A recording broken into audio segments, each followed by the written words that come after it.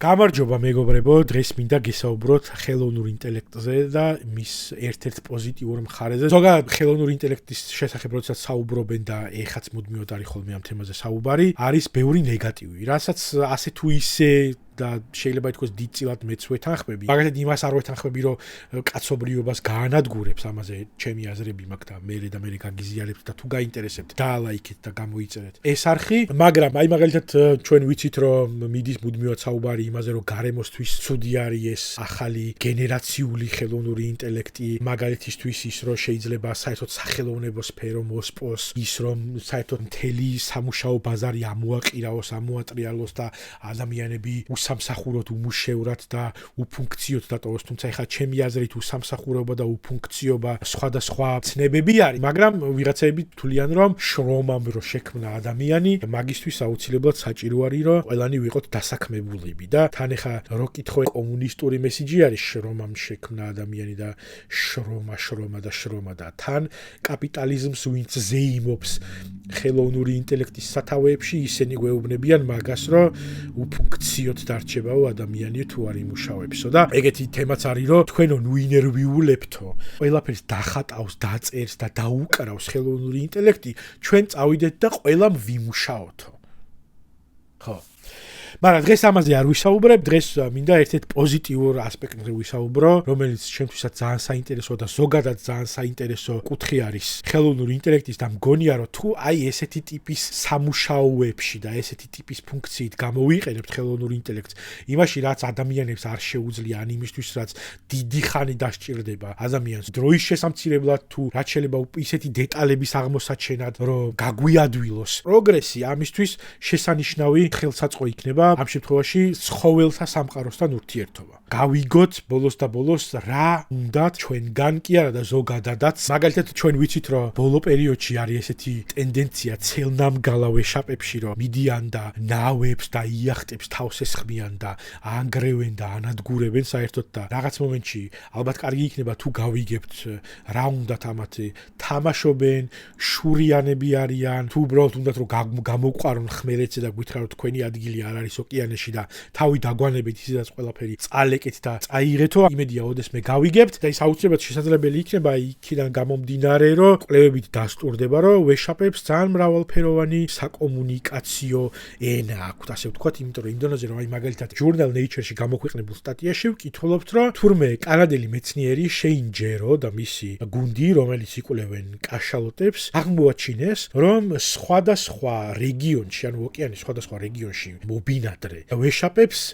არათუ სხვადასხვანაირ სიგნალებს გამოსცემენ ერთმანეთის მიმართ, არამედ საერთოდ დიალექტი აქვთ. მაგალითისთვის შავ ზღვაში რო ვეშაპები არსებობდნენ, იქ თუ იქნებოდა ბათუმელი ვეშაპები აჭარულად მოუქცევდნენ და ფოთელები მეგრულად და იქ საინტერესო ვეშაპური კომუნიკაციები გვექნებოდა შავ ზღვაში, მაგრამ სამწუხაროდ არ ბინადრობენ ვეშაპები შავ ზღვაში. სადაც ბინადრობენ, იქ აღმოაჩინეს, რომ თურმე ესეთი განსხვავებული დიალექტი ჰქონიათ მათ კომუნიკაციისას და ზოგადად კარგახანია ვიცით, რომ ცხოველების კომუნიკაცია ეს რაღაცა ინსტინქტური სიგნალების გადაცემა არ არის. ანუ იქ მაგალითად ჩვენ ვიცით, რომ არსებობს ბევრი სახეობა, რომელსაც ადამიანის ესმის, მაგალითად ძაღლები, კატები, თუთიყუშები. იქ არსებობს კვლევა, რომელიც გვეუბნება, რომ თუთიყუში უბრალოდ კი არ იმეორებს ადამიანების სიტყვებს, არამედ გააზრებულადაც ამბობენ. რა სიტყვებსაც ითვისებენ სიტუაციურად, თუ რაღაც ამაზე ბევრი ექსპერიმენტი ჩატარდა და გაარკვიეს, რომ თურმე თუთიყუშები ესე რაღაცა ინსტინქტურად უბრალოდ არ იმეორებენ რაღაცეებს. ვიცით ისიც, რომ მაგალითად ძროხებს აქვთ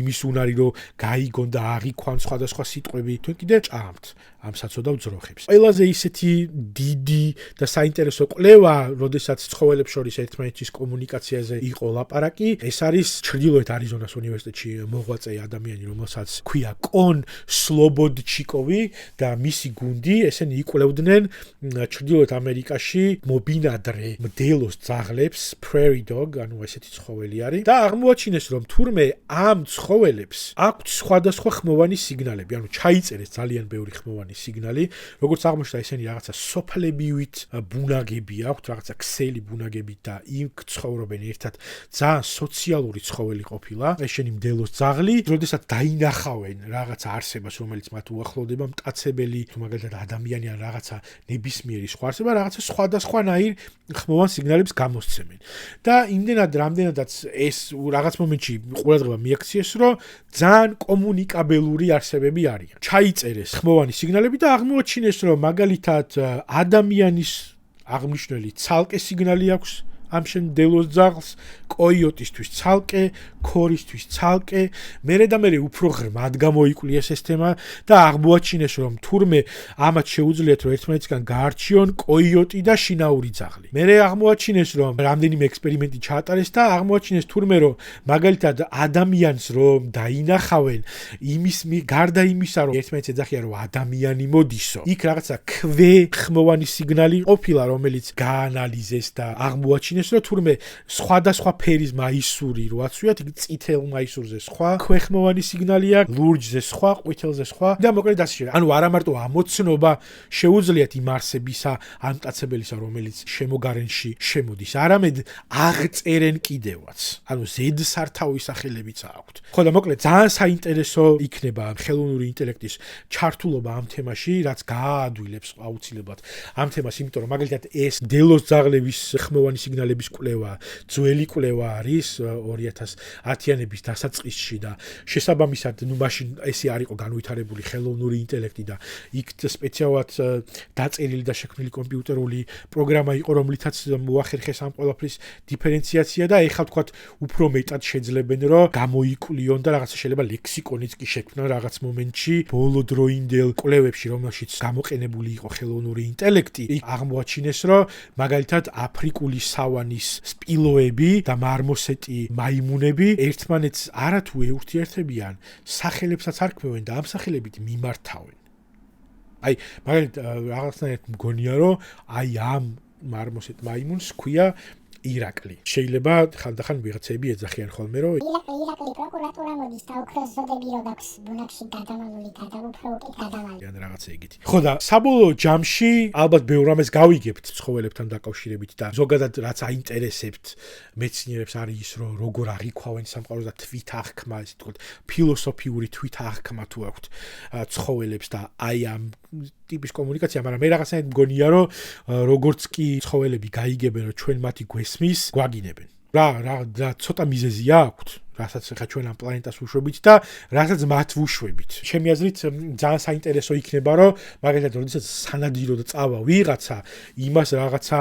ესეთი მოწყობილობა ეკეთოს ყურზე, რომ მოისმინოს, რას ამბობს ის ცხოველი, რომლის მოკვლასაც აპირებს, რომ იმალება, როგორ ეშინია, როგორ აფრთხილებს ერთმანეთს, ან როდესაც მოკლავს და ბოლო ამოღნავლება რო ექნება ამ ცხოველს, რას ეუბნება, ან მაგალითისთვის ესეთი ის რო იყოს, რომ რაღაცას რო იყიდი ხორცს მაგალითად ან სახინკლეში რო შეხვალ ან სამწვადეში რო შეხვალ, იქ რომელ ხორცსაც მოგიტანენ, იმას მოყვებოდეს რაღაცა ხმოვანი მესიჯი იმ ცხოველისგან, რომელიც დაკლეს იმისთვის, რომ შენ მიგერთვა ბატონო ეს მწვადიან ხინკალი. მაინც და მაინც კარგი მიზეზები ამ არსებებისთვის არ მიგვიცია, რომ როგორც კი გაიგებენ, რომ შეგვიძლია მათი მოსმენა, კარგს გვეტყვიან. უი, მოდი ზღაპარს მოგიყვებით, ეხა ჩვენ ვეშაპებზე და მითოლოგიას, როგორ ხო მითოლოგია ალბათ რაც ექნებათ ადამიანებზე იქნება ის, რომ როგორი ცუდები ვართ.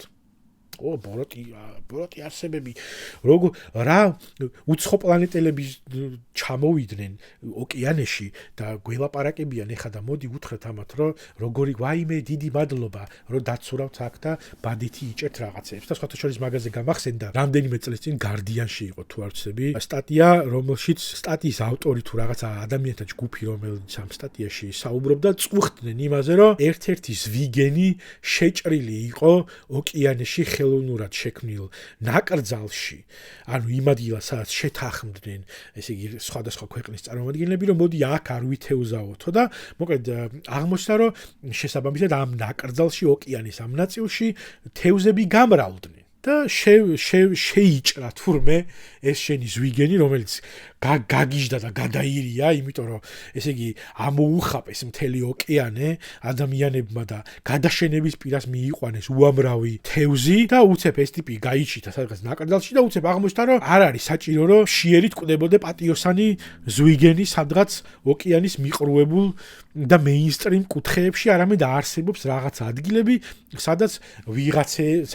ვიღაცეები არ თევზაობენ და შესაბამისად საჭმელიც არის, მაგრამ ის კი არ იცოდა ამ უბედურმა ზვიგენმა, რომ თურმე მასზე კრიტიკულ სტატიებს წერდნენ ვიღაც ბრიტანელი ტიპები. ანუ ნაგლები ბიჭო, შეჭრილი არისო ნაკრძალშიო და ჭამსო თევზსო ზვიგენზე წერდნენ.